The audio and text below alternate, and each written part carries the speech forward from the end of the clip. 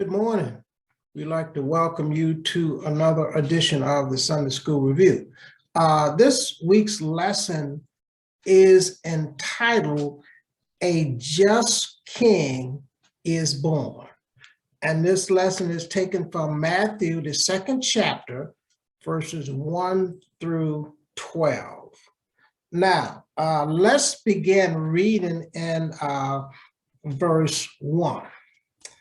Now, when Jesus was born in Bethlehem of Judea in the days of Herod the king, behold, there came wise men from the east to Jerusalem, saying, Where is he that is born King of the Jews?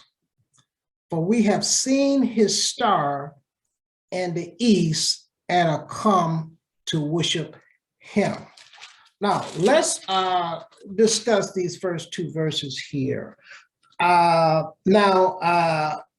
notice that Jesus was born in Bethlehem of Judea.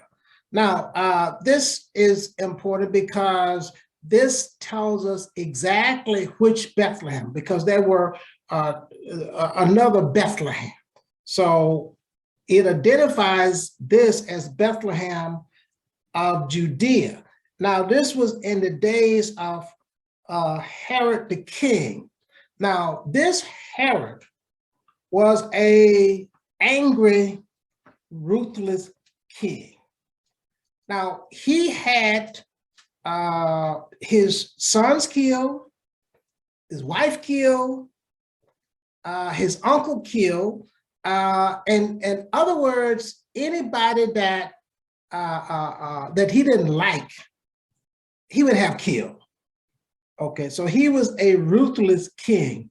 Now, just a way of information, his son was the one that had John the Baptist beheaded. So the whole family was ruthless. Okay, so he and we're gonna find out what did this king do. Now, this King Herod, he was Herod the Great. This was the one here, and we're gonna find out what did he do when he heard about the birth of this baby. Now, this king was the sitting king of the Jews. Now, he was appointed by the Romans as king. They was the one that appointed him, put him in that position. So he was the sitting king at the time, this Herod the Great. Now, let's look at verse 1.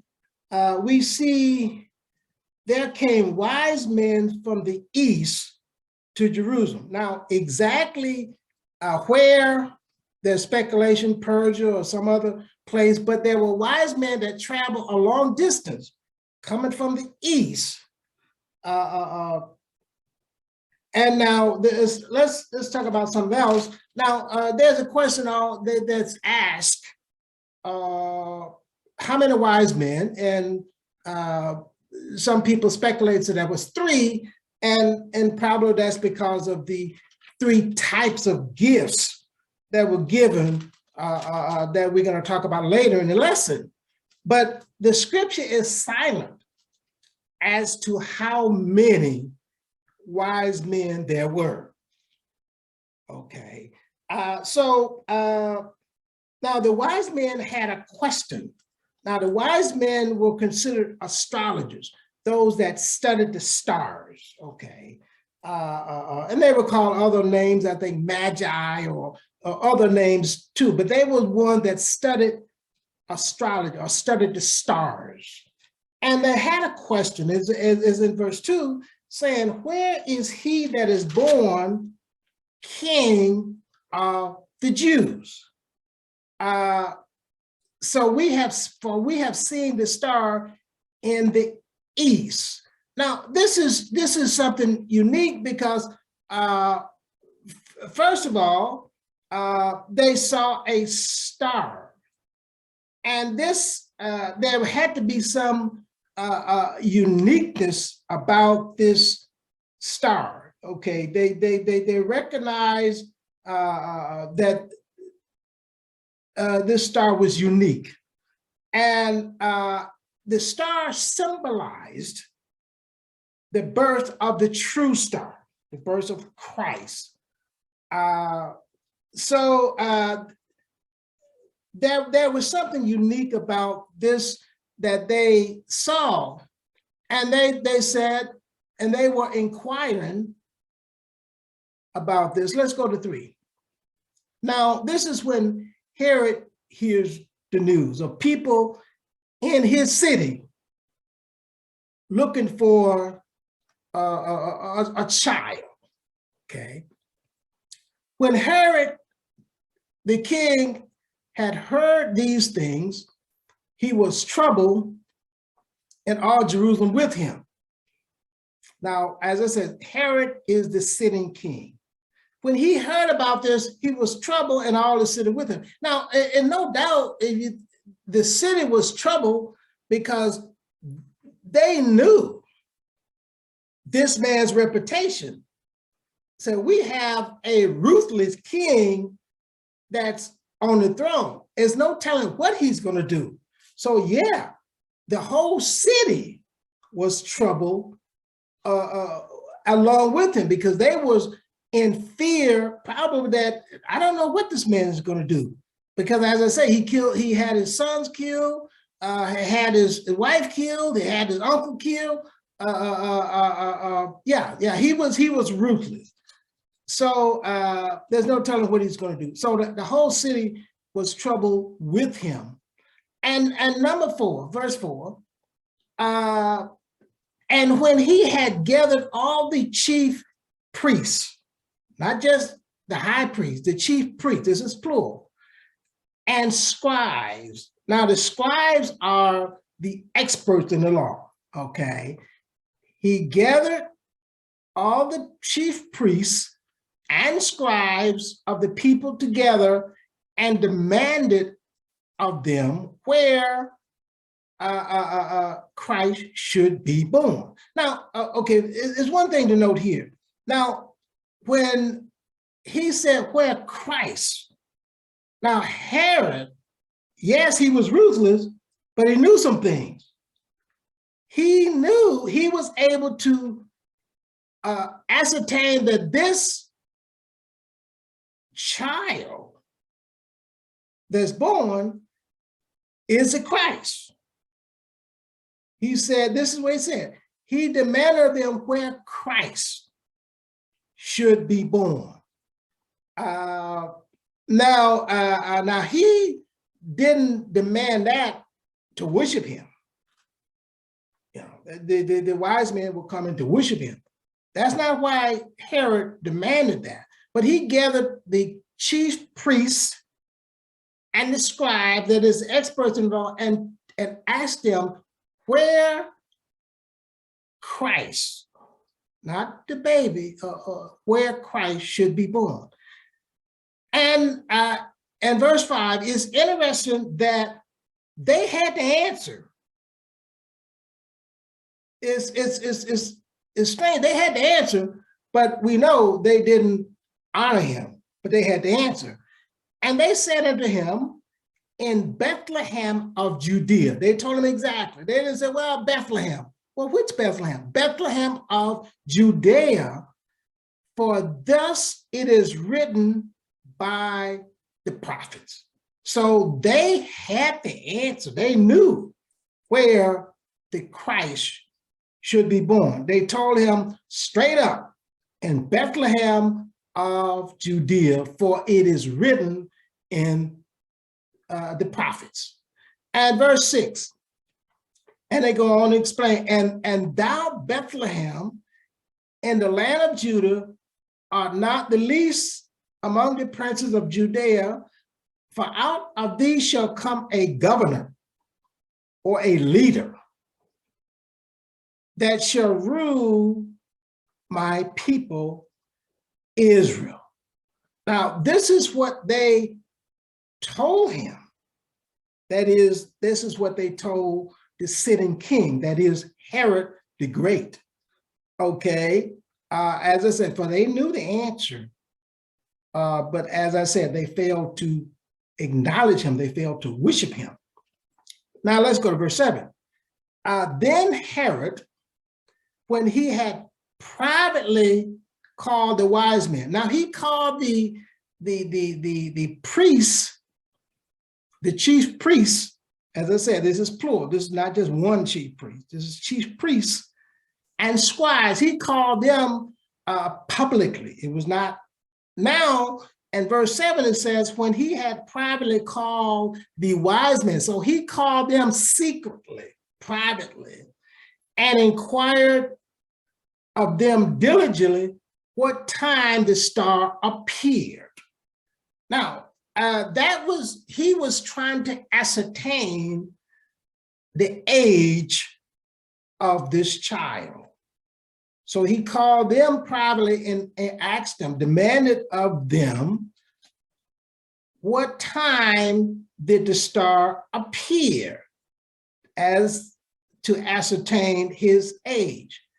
And verse 8 says, he sent them to Bethlehem and said, go and search diligently for the young child, and when ye have found him, bring me word again, that I may come and worship him also. Well, we know that was a lie, okay? So now if you note, let's look at verse 8. Go and search diligently for the young child. Note it didn't say baby, the young child. So perhaps from the inquiry with the wise men, Herod ascertained that the child is about 1 to 2 years old. So it said, go and search for the young child, not the baby, okay? And when you find him, come back and let me know so I can go and worship him. As I said, that's a lie. That wasn't what he wanted to do, because he realized that this child that is born, it says it in verse 2, King of the Jews, okay, he realized that he is going to replace me. That's what he's going to do. And I will not have it, because I'm a ruthless person. I'll take anybody's life that threatens the throne. I will take their life, which he carried out those threats as well. Okay, in verse 9, okay, and when they had heard the king, they departed. So they left. There was a private meeting, so they left. And lo, the star which they saw in the east went before them till it came and stood over where the child was. Let's go back here. And lo, the star. In other words, the star reappeared. The star reappeared. And when, which they saw in the east, the star reappeared, and it led them to where the child was. If you read, it says, and stood over them where the child was, not where the baby was, where the child was. Now, something that we note in the nativity scene, and I'm sure most of you know that the nativity scene that we see is all wrong, because we see the shepherds there, and we also see the wise men there. We see Mary and Joseph and the baby Jesus wrapped in swaddling clothes, and they're all there in the room. No, that's not the way it happened. Now, the shepherds were notified of this birth, and the shepherds were in the field, and the shepherds appeared. When they appeared, they saw the baby Jesus in a manger. That is the shepherds, not the wise men. Okay, we're going to talk about them later. So the shepherds were there, and they saw the baby Jesus wrapped in swaddling clothes in a manger. That is the shepherds. Okay, now, so when the wise men, as verse 9 tells us, when the wise men saw Jesus, they saw a young child. And we're going to pick up later where the child was. But they saw a young child, not a baby. So the shepherds and the wise men was not in the same room, okay? Or the same place, okay?